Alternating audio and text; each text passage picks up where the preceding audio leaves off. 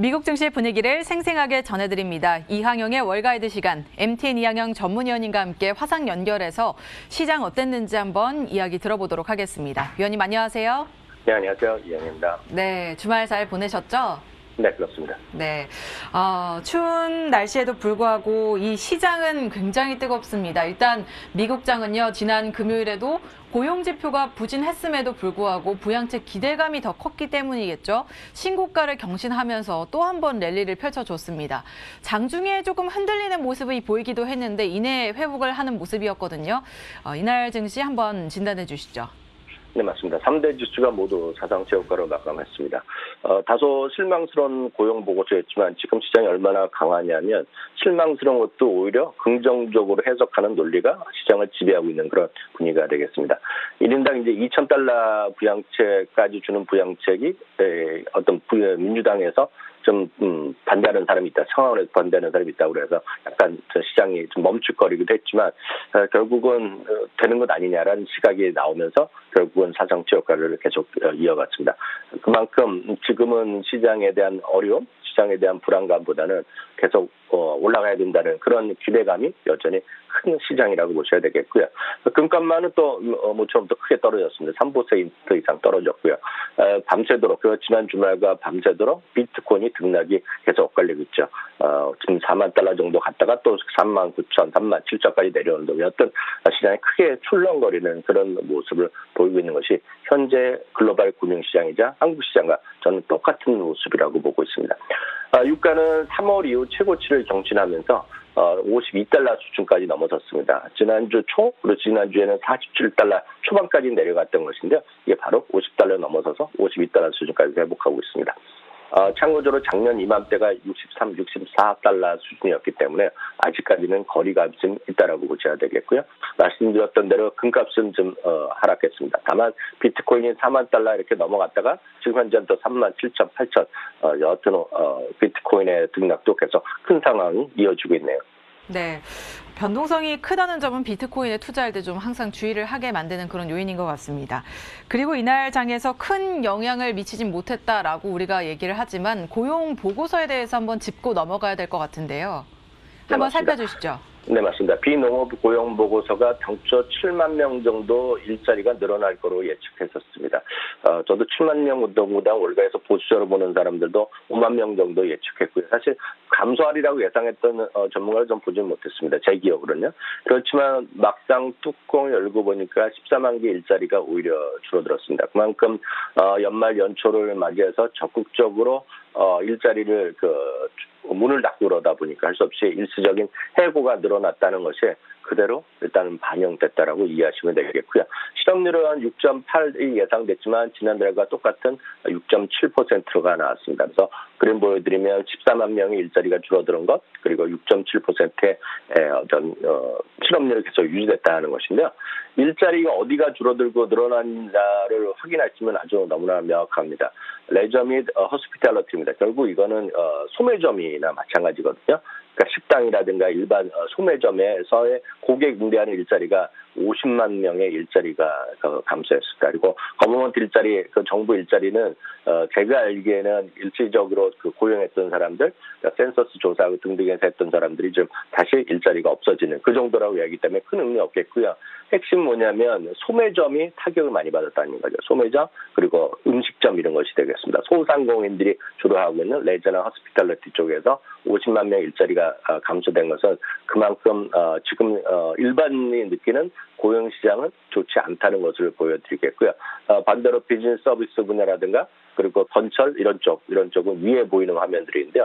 이런 쪽은 여전히 꾸준하게 일이 늘어나고 있기 때문에 우리나라도 마찬가지지만 소위 일자리 그리고 빈익빈 부익부 이런 것들이 미국에서도 전형적으로 나타나는 그런 모습이라고 이해하시면 되겠습니다. 다만 앞서도 얘기 나왔다시피 시장에서는 부정적으로 반영되지 않았습니다. 막상 1월 20일 날 열릴 어떤 취임식에 그리고 새로운 정권이 출발하고 새로운 어떤 상원도 민주당이 결국은 한 표 차이지만 결국 50대 50에서 카말라 해리스라는 부통령의 이제 어떤 캐스팅 보트를 잡으면서 정책의 일관성이 생기고 빠른 부양책의 합의 그리고 바이든 후보가 그동안 얘기했던 수많은 정책적인 것들이 빨리 집행될 수 있다. 이런 기대감이 오히려 주시장에서는 플러스로 일단 반영됐다라고 보셔야 되겠습니다.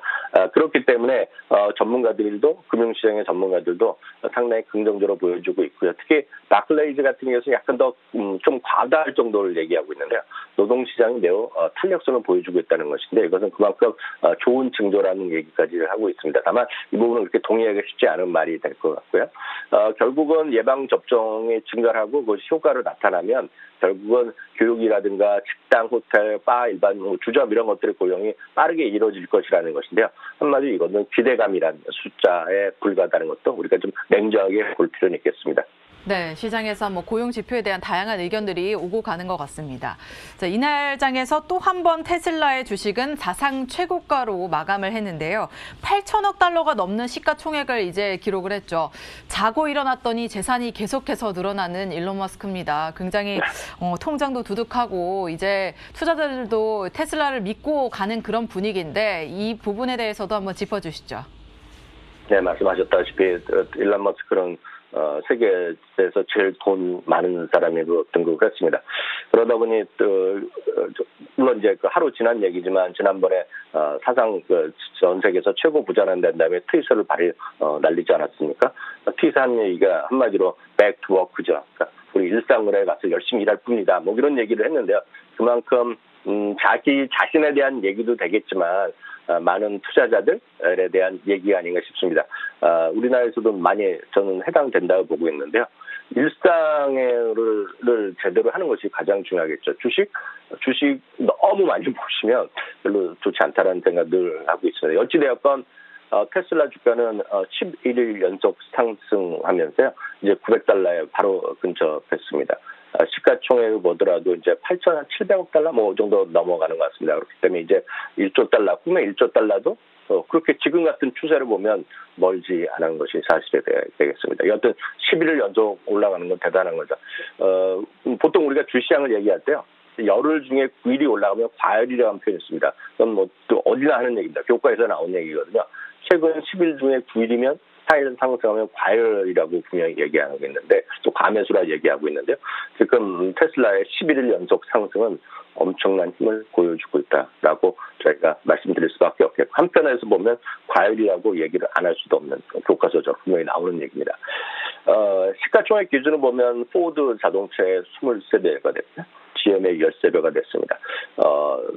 어찌됐건 자동차 기업이 이런 것들이 생긴 것들이 100년이 지났는데요. 어떤 그런 기업들보다 23배, 13배 가치라는 것은 엄청나죠. 이게 불과 2-3년 전에 아마 포드나 GM의 시가총액이 넘어섰다고 뉴스를 제가 전해드린 기억이 있었는데요. 13배와 23배가 됐습니다. 그러다 보니 더 흥미로운 것은 세계 모든 자동차 기업의 시가총액, 물론 여기서 테슬라를 제외했겠죠. 그러니까 저희가 그림 보여드렸던 빨간색의 위에 나온 건데 테슬라를 제외한 세계 자동차 기업과 테슬라의 시가총액인데요. 그 테슬라가 전 세계 모든 자동차 기업, 테슬라를 제외한 것을 시가총액이 넘어섰습니다. 여기에는 이제 현대차도 들어가고 폭스바겐도 들어가고 벤츠도 들어가고 BMW도 들어가고 토요타 이게 모든 것이 다 들어간 건데요. 그것보다 테슬라가 더 커졌다라고 보셔야 되겠고요. 여하튼 엄청난 힘을 보여줬고요. 그렇기 때문에 최근에 10년 동안 상승률이 계산도 안 나옵니다. 18,000%가 올라간 것이 엄청난 힘을 보여준 테슬라가 되겠고요. 그렇기 때문에 우리가 밀리어네어, 빌리어네어 하다가 요즘 테슬라네어 이런 이유까지 나오는 거 아닙니까? 그렇기 때문에 수많은 사람들이 일론 머스크에 대해서 자기 테슬라 떼돈 벌었다고 쉽게 얘기해서 고맙다고 얘기한 거에 대해서 일론 머스크가 했던 대답이 그거죠. 고마움은 알겠지만 백투워크 하라 이런 얘기를 일론 머스크가 전했다는 것도 상당히 의미가 있는 전 트윗이었다고 보고 있습니다. 네, 테슬라의 상승세 11거래일 연속해서 지금 오르고 있기 때문에 과연 이 월요일장에서도 또 한 번 오르면서 $1,000를 찍지 않을까 이런 기대들도 하고 있거든요. 그 부분에 대해서는 좀 지켜봐야 될 것 같습니다. 자, 그 밖에 특징주로는 기술주, 애플, 구글이 있었고요. JP모건 등이 올라와 있는데 함께 짚어주시죠. 아까 테슬라 잠깐 말씀하셨지만 테슬라 $1,000 갈 수 있겠죠. 언제 오늘 갈 수도 있고 내일 갈 수도 있고 앞으로 상당히 어려울 수도 있겠지만 늘 말씀드리지만 주식은 기도하고서 되는 것이 아니라 그냥 테슬라가 1000이면 왜 $1000에 가야 되는지를 한번 곰곰이 생각해 보셔야 되거든요. 그런 것들이 결국 주식에 대한 안정감을 주는 거지 그냥 올라갈 것 같다, 내려갈 것 같다 이런 거는 큰 도움은 안 되는 말씀이라고 좀 먼저 잠깐 코멘트 해드리겠고요. 그 밖에 주식에서는 역시 큰 것들 위주로 말씀드리면 애플도 일단 반전했습니다만 작년 연말에 이제 최고가 갔던 거에 비해서 약간 거리감이 있겠고요. 작년 12월 초에도 마찬가지였는데요. 이 빅5 중에서 제일 강했던 것은 누가 뭐래도 구글이었습니다. 이번에도 구글이 아마 친고가를 가면 좀 먼저 갈 가능성이 있다라고 보고 있는데요. 여하튼 구글이 1.3% 올라가면서 빅5 중에서는 가장 견조한 모습을 지금 현재 보이고 있다라고 이해하시면 되겠고요. 이런 기술주랑 상관없이 최근 들어서 아주 강한 흐름을 보이는 것이 지난주에 가장 강했던 섹터는 역시 저는 은행주라고 보고 있거든요. 최근 들어서 빠른 속도로 인플레이션에 대한 얘기가 나오면서 실제 시중 금리가 조금씩 올라가고 있거든요. 10년물 기준금리가 올라가고 있는데요.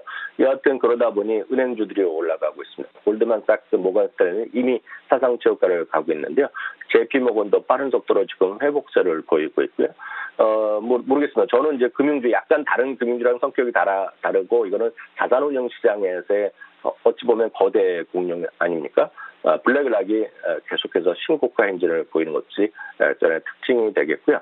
또 하나 이제 알리바바가 되겠습니다. 알리바바는 어찌되었건 작년 10월부터 뭐 중국의 여러 가지 우려감도 있었고요. 최근 들어서는 엔트그룹에 대한 상장이 IPO가 직전에 하루 전에 무산된 것도 기억이 있습니다. 특히 최근에는 이제 마인 회장이 잘못 보였다 그래갖고 조사도 받는다는 얘기, 그 그룹 자체가요.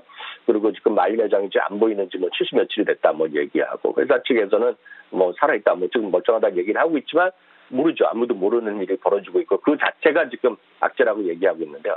또 하나가 이제 트럼프 대통령이 막판에 중국 관련 기업들의 뭐 상장 폐지나 이런 얘기를 하고 있고 뉴욕 증권거래소도 그런데 논란이 있었는데 어쨌든 알리바바는 거기에 포함되지 않는 얘기들과 컨펌되면서 확인되면서 알리바바가 지금 반등을 했지만 아직 정상적인 가격대와는 상당히 거리감이 있다라고 이해하시면 되겠습니다.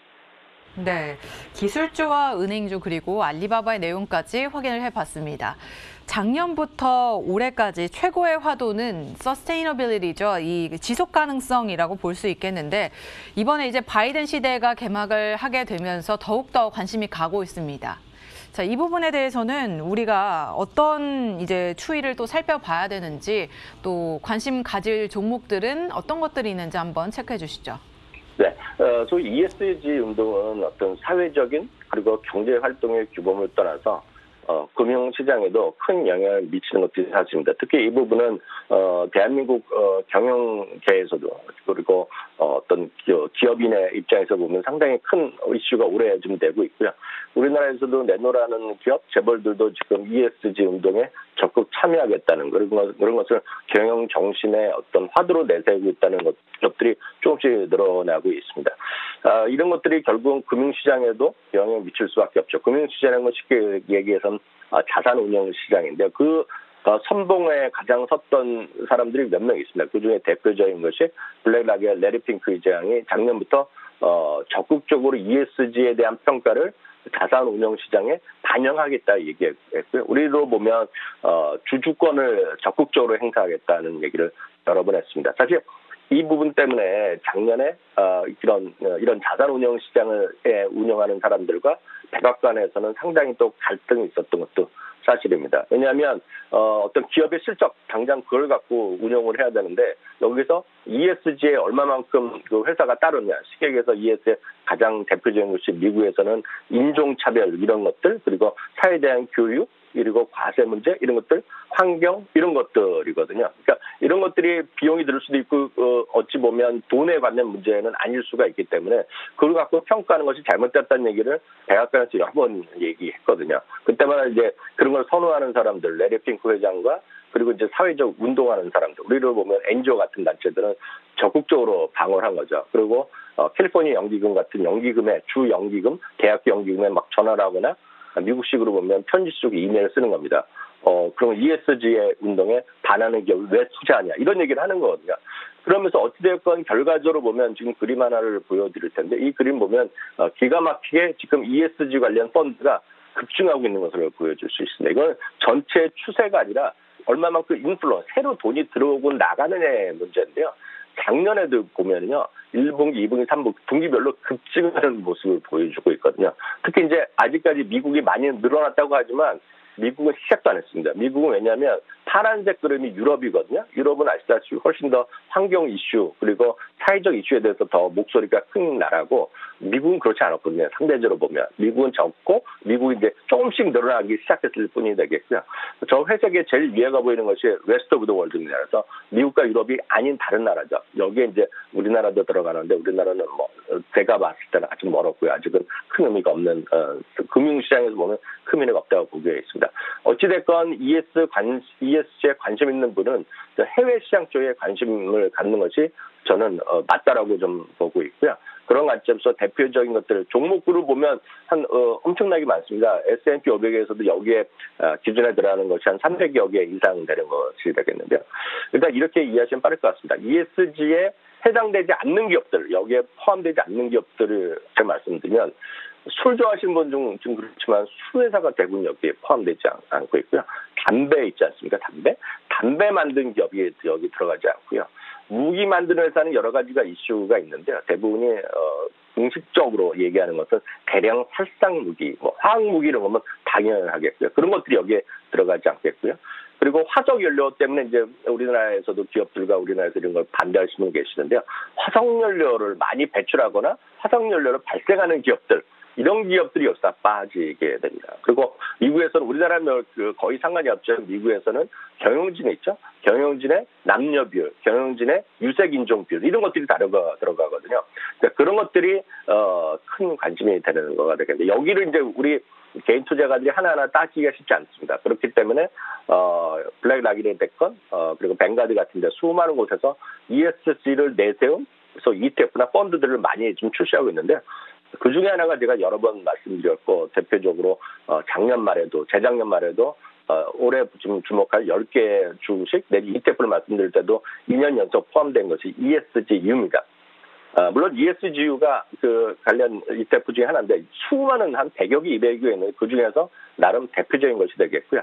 ESG를 의식하는 MSCI의 US, 그러니까 미국에 관련된 기업으로 뽑은 대표적인 ETF가 되겠습니다. 흥미로운 것은 말이죠. 1년 동안 수익률이 ESGU가 21.4% 올라갔습니다. S&P 500은 16.9%밖에 안 올라갔거든요. 무슨 얘기냐면 S&P 500 자체보다 물론 S&P 500에 포함된 기업들만 여기 들어가는데요. 거의 들어가는데 ESGU가 오히려 주가 상승이 높았다는 놀라운 지금 모습을 보여주고 있다는 것만 기억하시면 되겠습니다. 네, 바이든 시대가 열리면서 ESG에 대한 관심도 늘어나고 있고 이것이 금융시장에도 영향을 미치고 있기 때문에 함께 참고를 해보시면 좋을 것 같습니다. 지난주 새해 첫 주를 맞아서 미국 시장은 굉장히 강했는데요. 과연 이번 주도 랠리를 계속해서 이어가게 될지는 지켜보셔야겠습니다. 지금까지 MTN 이항영 전문위원님과 함께했습니다. 오늘 말씀 고맙습니다. 감사합니다.